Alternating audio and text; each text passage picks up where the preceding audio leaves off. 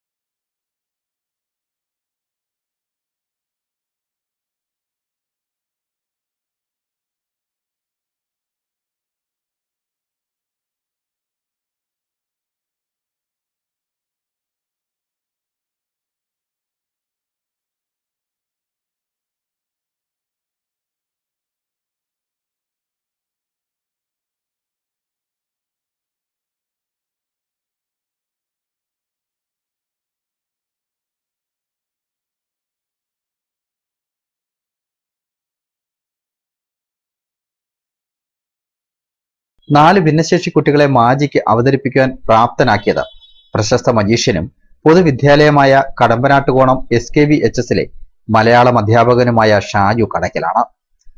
6 മാസത്തെ കഠിന പ്രയത്നത്തിലൂടെ 8ാം ക്ലാസ്സിലും 9ാം ക്ലാസ്സിലും 10ാം ക്ലാസ്സിലും പഠിക്കുന്ന മെന്റലി ചേഞ്ച്ഡായ 4 കുട്ടികളെ 15 മിനിറ്റോളം വേദിയിൽ മാജിക് ഷോ അവതരിപ്പിക്കാനുള്ള പരിശീലനം നൽകി. നിലമേൽ BRCയിലെ ഓട്ടിസം, ബുദ്ധിപരമായ വൈകല്യം എന്നിവ നേരിടുന്ന അശ്വിൻ ഷിബു, മുഹമ്മദ് യാസിൻ, മുഹമ്മദ് ഷമീർ, മുഹമ്മദ് അമാനുള്ള എന്നീ 4 കുട്ടികൾ വേദിയിൽ മാജിക് ഷോ അവതരിപ്പിച്ച് കാണികളെ വിസ്മയിപ്പിച്ചു. ലോക ഭിന്നശേഷി ദിനാചരണത്തിന്റെ ഭാഗമായി കൊല്ലം ജില്ലാതല ഉദ്ഘാടനം MLA മുല്ലക്കര രത്നാകരൻ നിർവഹിച്ച വേദിയിലാണ് പൊതുവിദ്യാലയത്തിലെ ബുദ്ധിപരമായ വെല്ലുവിളികൾ നേരിടുന്ന കുട്ടികൾ ആദ്യമായി മാജിക് ഷോ അവതരിപ്പിച്ചത്. News bureau, Nilamel.